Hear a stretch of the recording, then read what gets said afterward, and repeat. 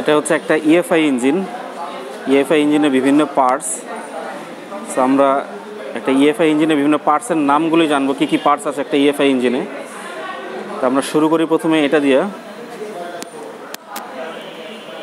এটা হচ্ছে একটা রেডিয়েটর। হ্যাঁ, এই ফুল এটাই হচ্ছে পুরো একটা রেডিয়েটর। এটা হচ্ছে রেডিয়েটর প্রেশার ক্যাপ। এটা হচ্ছে রেডিয়েটর আপার ট্যাঙ্ক। নিচে এরকম একটা ট্যাঙ্ক আছে, এদিকে নিচে এটা হচ্ছে রেডিয়েটর লোয়ার ট্যাঙ্ক। এটা হচ্ছে রেডিয়েটর আপার হোস পাইপ। নিচে আর একটা আছে, এটা হচ্ছে রেডিয়েটর লোয়ার হোস পাইপ।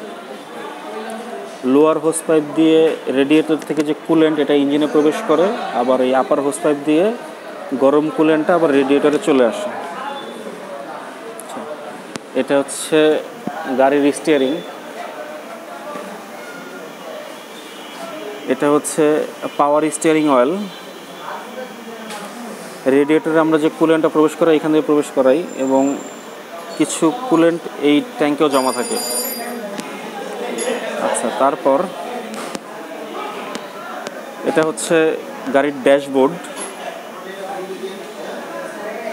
এটা হচ্ছে ফিউজ বক্স। রেডিয়েটরের সাথে একটা ফ্যান যুক্ত থাকে, এখান থেকে দেখি রেডিয়েটরের সাথে একটা ফ্যান যুক্ত আছে। এটা হচ্ছে কুলিং ফ্যান। যে কুলেন্টটা আমরা এখান থেকে প্রবেশ করাই, কুলিং ফ্যানটা কুলেন্টটাকে ঠান্ডা করার কাজে ব্যবহার হয়। আচ্ছা, এখানে হচ্ছে এটা এক্সজস্ট ম্যানিফোল্ড। এটা হচ্ছে এক্সজস্ট ম্যানিফোল্ডের কভারটা। বেসিক্যালি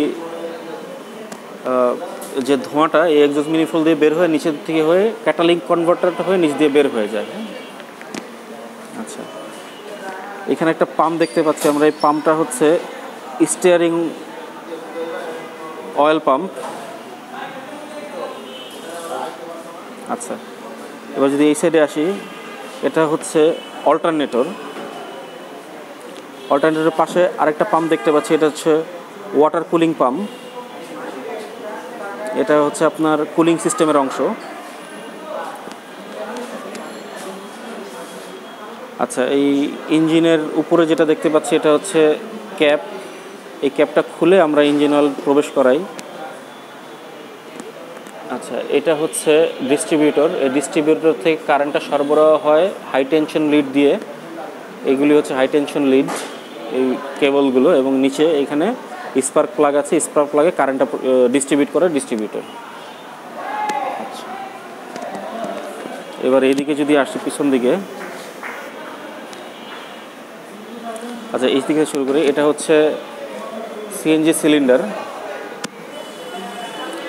এটার ভিতরে এয়ার ফিল্টার আছে।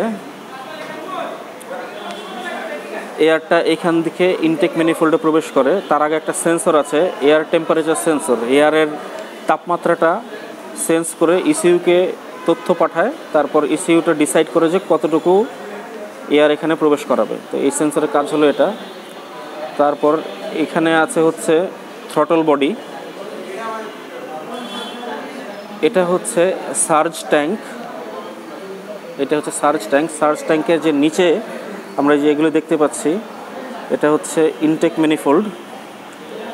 ইনটেক ম্যানিফোল্ড দিয়েই এয়ার ফুয়েল মিক্সচারটা ইঞ্জিন সিলিন্ডারে প্রবেশ করার আগে, আচ্ছা সরি, এখানে হচ্ছে ইনটেক ম্যানিফোল্ড থেকে এয়ারটা প্রবেশ করে, এবং এগুলি হচ্ছে ফুয়েল ইঞ্জেক্টর।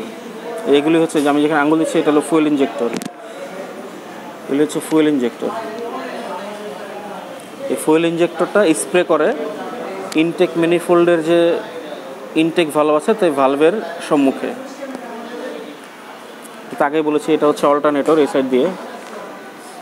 আচ্ছা, এটা হচ্ছে মোস্ট ইম্পর্টেন্ট পার্ট। এটা হচ্ছে ইসিইউ, ইলেকট্রিক্যাল কন্ট্রোল ইউনিট। এটা ইসিইউ। আচ্ছা, এইখানে এটা হচ্ছে ফুয়েল ফিল্টার। ফুয়েল ট্যাঙ্ক থেকে একটা লাইন এখানে আসে, তো এটা ফিল্টার করে ফুয়েলটা ইঞ্জিনে পাস করে। আর এটা যেহেতু বললাম এটা হচ্ছে এয়ার, এটার ভিতরে এয়ার ফিল্টার আছে।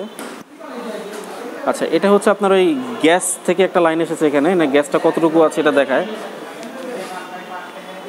এটা আছে।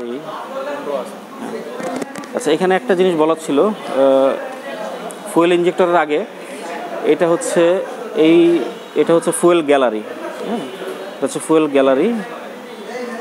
ফুয়েল গ্যালারি, এখান থেকে ফুয়েল, অতিরিক্ত যে ফুয়েলটা থাকে এটা জিনিসটার আমি নাম ভুলে গেছি। এটা এই গ্যালারি থেকে এই লাইন দিয়ে বাইপাস করে ফুয়েলটা আবার ফুয়েল ট্যাঙ্কে পাঠায় দেয়।